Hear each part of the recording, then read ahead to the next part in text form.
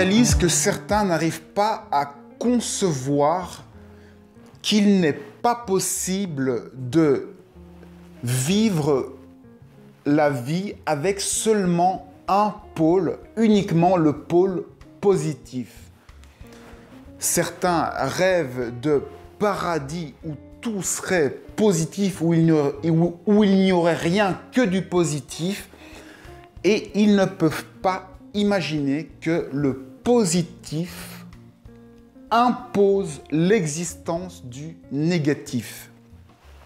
Il s'agit là de dualité.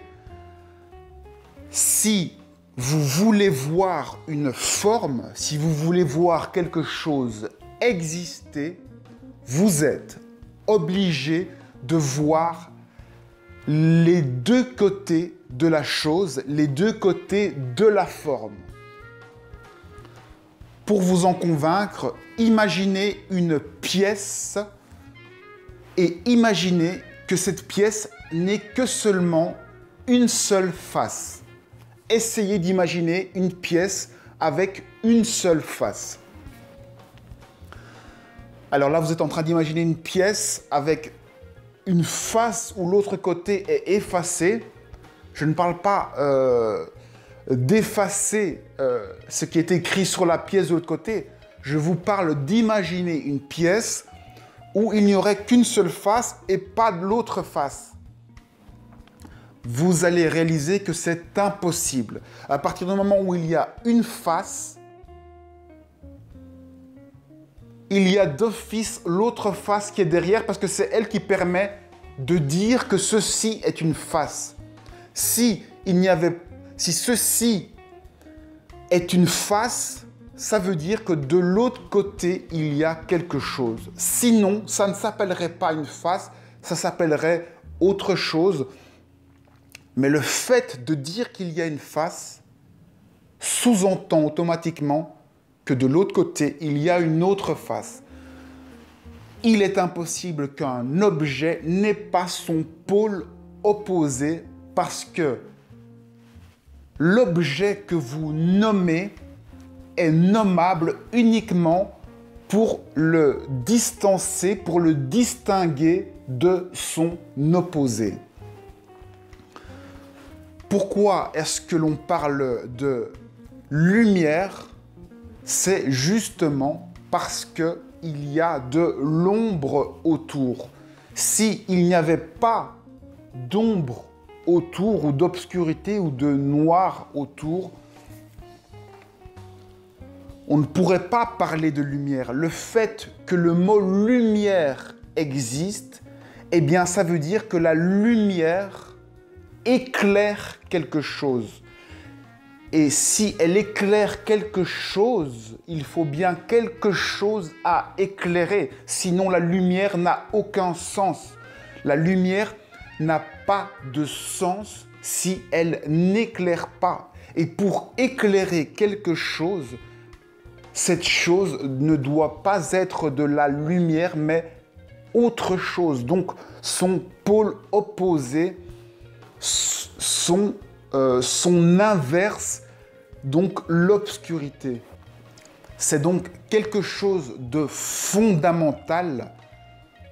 Tout objet, pour exister, a besoin de son pôle opposé, de l'absence de cet objet.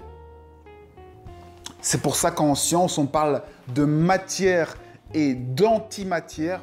Vous voyez que tout ça a des correspondances dans tous les domaines. On a la chose et l'absence de la chose.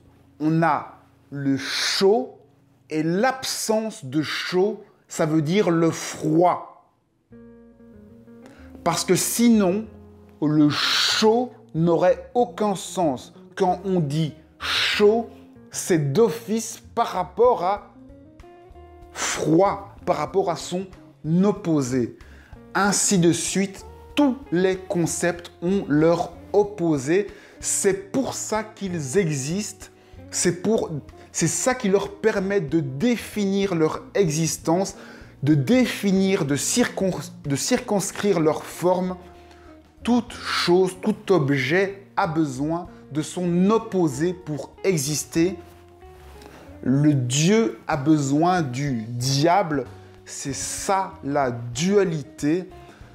Bien sûr, dans cette dualité, notre liberté, c'est de nous positionner dans le chaud ou dans le froid, dans l'ombre ou dans la lumière. Et il n'y en a pas un qui est meilleur que l'autre. Les deux sont là pour nous montrer l'existence, le vivant.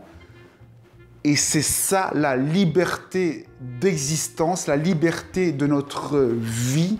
C'est de vivre dans le pôle que l'on veut, les choses que l'on veut, selon les règles qui existent là où on se trouve.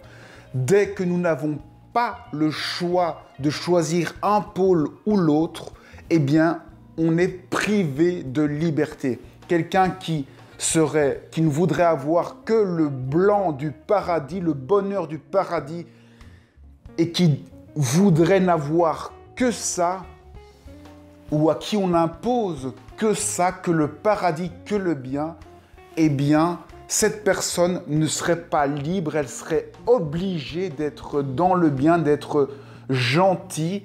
Et du coup, si on est obligé d'être bon, quelle est alors la valeur d'être bon, puisque c'est une obligation?